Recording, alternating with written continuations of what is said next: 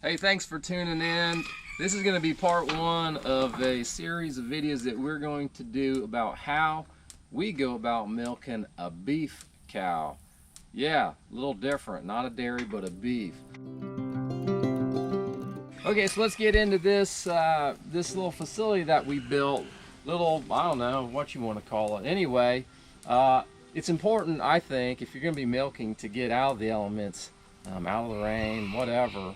And so we simply built a little lean-to onto the side of our barn. Went out to the woods and cut down a couple locust trees, 4 of them for our pillars. Put them in the ground, slapped a roof on it. Now what we do is, believe it or not, we have a beef cow. Her name is Ruby. I'll introduce you later. And she has a little baby calf that's going on 6 months old. His name is Frisky. And every night, right as the sun goes down, the boys go out and they gather up Frisky, the little baby calf. He's a steer calf now. And they round him up and they bring him into here. And they put him over in this area. And they close up this little gate here, lock him up, and old Frisky sleeps over here at night. And the purpose of that is that he be separated from his mama Ruby. And that way, when we come out here in the morning, her udder's full of milk and she's ready to give us milk. She's been giving us great milk. We've been milking her now since May. For example, just this morning, October 22nd, she gave us over 3/4 of a gallon of milk just this morning. And so the calf is still on her currently. And usually it's more like a half, a little more than a half. Anyway, we'll get to that later as to how we go about milking. So anyway, you need to have, if you're going to have the calf on the cow, you need to be able to separate the two of them at night so that the calf doesn't drain her and you get out here in the morning and you got no milk. Okay, that's the first thing. So you need to have an area that is dry and in which you can also then separate the cow from the calf. It's also very important to establish a routine. You've heard that if you're going to milk, you have to milk every day, and it's true. We've milked every single day since May, and it's been wonderful. Anyway, so here's what we do. The cow has a routine. Ruby knows what is going to happen every morning we come out here, and we bring her in here. We have a little homemade contraption, a head gate, and we put her in here. We lock her in.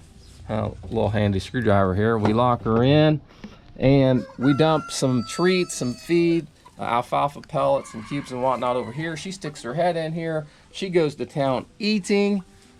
Meanwhile, the calf, Frisky, is over here hanging out. We give him some treats as well. And then we set up right here and we milk. As long as she has treats in front of her, she's pretty chill, and it goes quite well. Again, we'll show another video of how we actually go about milking, but this is just kind of our setup, because you have to have a setup in order to do this. Now this structure right here is, again, just kind of found some lumber sitting around in the barn, as you can see, and I just slapped this together, but it's held up well. Here's what it is. We've got 2 4x4 posts, okay, anchored into the ground about 3 feet into concrete. Then from there we simply took 2x4s, okay, and braced them both. We have 2 sections, top portion and a bottom portion, okay. And what we did was we bolted these together, and just enough to where 2 more 2x4s can slide through here freely, okay? But it's not going anywhere. So you just kind of have to play around with how big this space needs to be and how to put a bolt on either side of the 2x4 so that the space stays consistent and is set. The same is true down here on the bottom. I know it's kind of hard to see, but we have That was manure. Lovely. So again, same concept. We have two 2x4s. We've bolted them together here, just enough so that we have another 2x4 here that is also bolted in. It's a little tighter here because this is an anchor point. This does not move and shift. So you can see when we move this 2x4 around, it just stays put. All right, this one is pretty. This 2x4 over here is, it can move, but we kind of lock it into place. And then again, we'll show you later, the cow will walk in here and she'll put her head in because her treats are over there. Okay, she'll put her head in there to get her yummy treats, and we slide this over, lock it in with a fancy schmancy screwdriver, and her head cannot get out of there.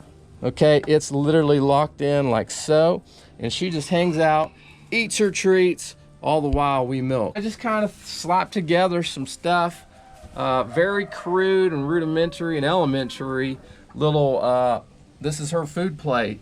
And all these little braces are just here onto these 4x4s to hold it into place. I did anchor this 4x4 post into the side of the barn for some further stability and strength in the entire structure. And as you can see, you know, it's not that it's immovable, but it's very, very sound and sturdy, enough to hold her into place, just enough so that we can get the milking done. All right, so man, if you do have any questions or comments about how we built this, have at it. If you're homesteading, you have a small farm, you probably have most of these materials laying around. Got some old pig panel laying around, pig panel down here laying around. So get creative, put together a plan. You know, again, before I even did this, I drew it out, kind of had an idea as to what it would look like before I actually did it. That's really important. Always have a plan, otherwise you get about a quarter way into it and you realize, I can't do this, there's a major problem or whatnot. Anyway, again, comment if you have questions or suggestions. I appreciate it. One thing we're going to do with this structure eventually is we are going to build, more than likely, up here near the roof line on all three sides. We're going to enclose it a little bit because when it's windy and raining, the wind does blow the rain in, and we'd like to prevent that as much as possible.